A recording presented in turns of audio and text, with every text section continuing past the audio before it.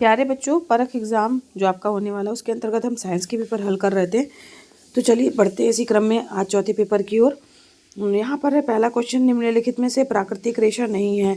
तो यहाँ पर आप देख रहे होंगे पॉलिएस्टर जो होता है वो प्राकृतिक नहीं बल्कि कृत्रिम रेशा होता है। फिर आधुनिक संचार का माध्यम क्या है? इंटरनेट है। न्यूट्रॉन पर कौन सा आवेश होता है? तो न्यूट्रॉन पर जो है चूँकि प्रोटॉन, इलेक्ट्रॉन और न्यूट्रॉन की बात करें हम तो प्रोटॉन पर धनावेश होता है, इलेक्ट्रॉन पर ऋणावेश होता है बच्चों, और न्यूट्रॉन पर कोई भी आवेश नहीं होता है। तो इसका आंसर सी होगा, कोई आवेश नहीं होता है। निम्नलिखित में मुक्त अवस्था में पाई जाने वाली धातु कौन सी है? सोना है।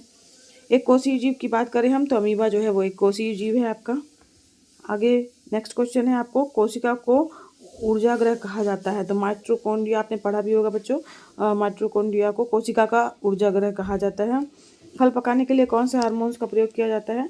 तो बच्चों फल पकाने के लिए जो है वो एथिलीन गैस का प्रयोग किया जाता है, जो कि एक पादप हार्मोन है। तो एथिलीन गैस का प्रयोग किया जाता है फल पकाने के लिए।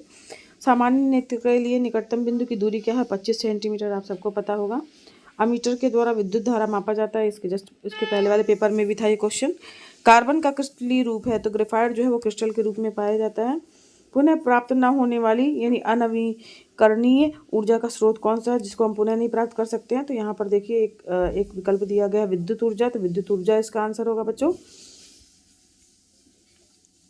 नवीनीकरण ऊर्जा का स्रोत क्या है? तो ज्वार भाटा है, सौर ऊर्जा है, ये सब जो है आपके नवीनीकरण ऊर्जा के स्रोत के अंतर्गत आएंगे। पवन ऊर्जा है, ये नवीनीकरण वाले में आएंगे। पवन चक्की में प्रयोग होने वाली ऊर्जा कौन सी है? तो वायु की ऊर्जा जो है इसमें प्रयोग होती है। पवन चक्की में हवा, नाम ही है पवन, तो यानी हवा से चलने वाली ऊर्जा उत्पन्न होती है। मुख्य गुहा में भोजन के लिए आवश्यक मुख्य गुहा में भोजन के लिए अवयव का पाचन होता है। तो कार्बोहाइड्रेट का पाचन जो है वो मुख्य गुहा में होता है। बी आंसर सही होगा इसका।